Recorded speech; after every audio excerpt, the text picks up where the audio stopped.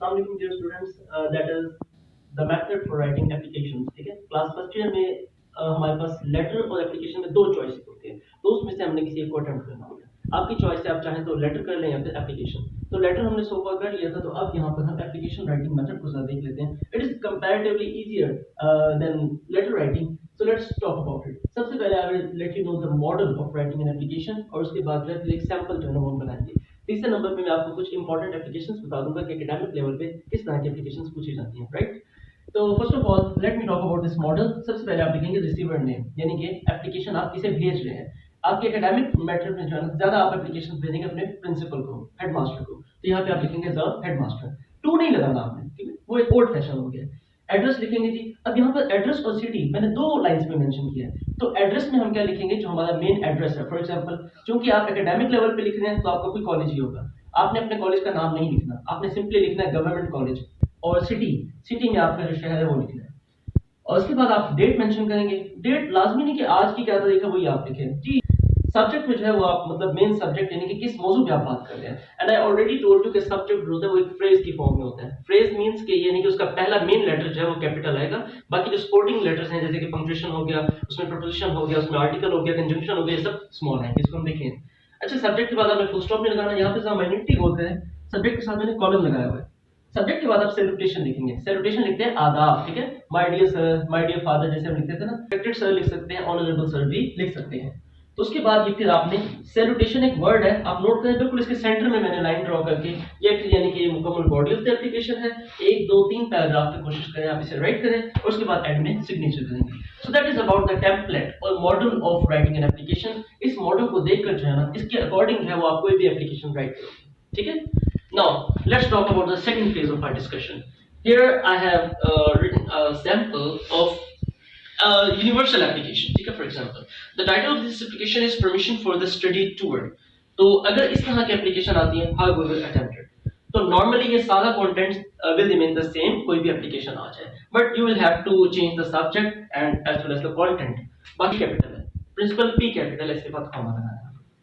Next page में government college, वो जो गवर्नमेंट बता था ना GOVT, क्योंकि ये हमने कॉन्ट्रैक्शन की है इसमें, तो गवर्नमेंट के बाद फुल स्टॉप आएगा, कॉलेज का C capital and then will mark comma here.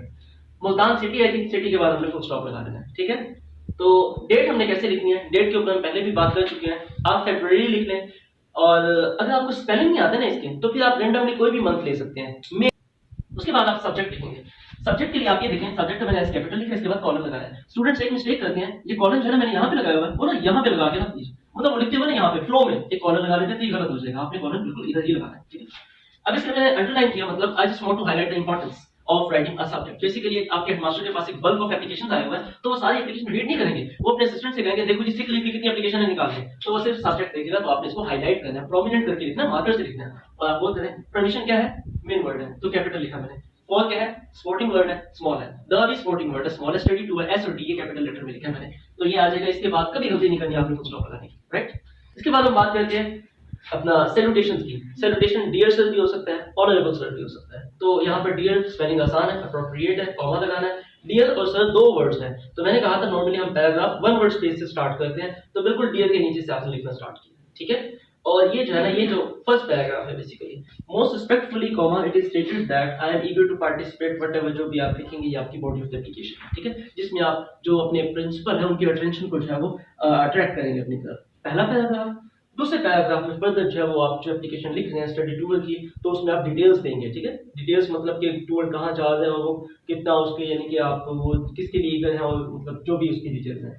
Third paragraph में जो आप इसके कंक्लूडिंग रिमार्क्स देंगे, यानी कि वो एक पॉजिटिव नोट देंगे, इन लाइटर नोट जो है वो प्रिंसिपल को थैंक यू भी बोलेंगे कि इस एक्सपेक्टेशन के साथ कि आपकी एप्लीकेशन अप्रूव हो जाएगी, ठीक है।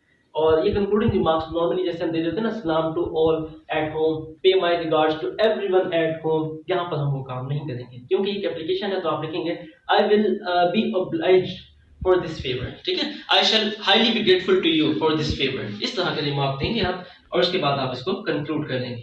कंक्लूजन के लिए आपने ये बेसिकली आपके सिग्नेचर्स हैं, सिग्नेचर्स में आपने बिल्कुल वैसे ही लिखा यूअर्स ओबीडिएंटली।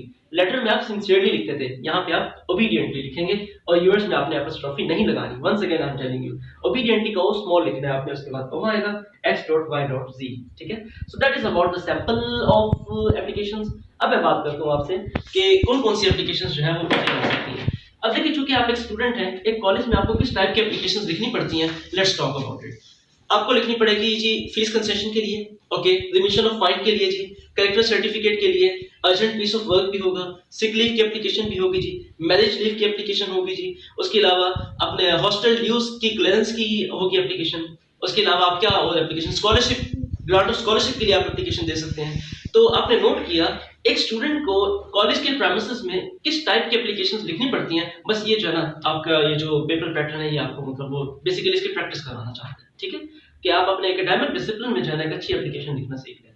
तो हमारे जितने भी एकेडमिक डिसिप्लिन हैं 8, 9, 10 एप्लीकेशंस हैं मोर और लेस, तो बस हम इन्हीं के ऊपर अपनी एक स्ट्रॉन्ग ग्रिप रखेंगे। नॉर्मली आप लिखते भी हैं ऐसी एप्लीकेशंस, बस उसको ज़रा प्रोमिनेंट और प्रोफिशिएंट मैनर में लिख लेंगे, so that would be enough for us. I hope you understand all this thing. कोई सवाल तो नहीं है आपका? No. चलिए, थैंक यू।